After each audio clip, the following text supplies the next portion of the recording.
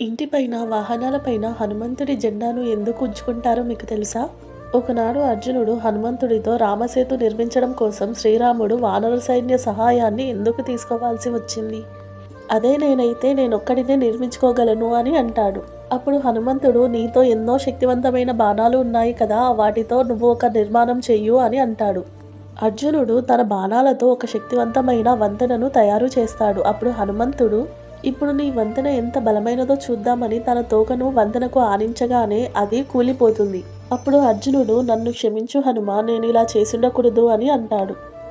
అప్పుడు హనుమంతుడు శ్రీకృష్ణుడిని ఎదురుగా, నీకు అవసరమైనప్పుడు నీ రథాన్ని నేను కాపాడడం కోసం వస్తాను అని మాటిస్తాడు.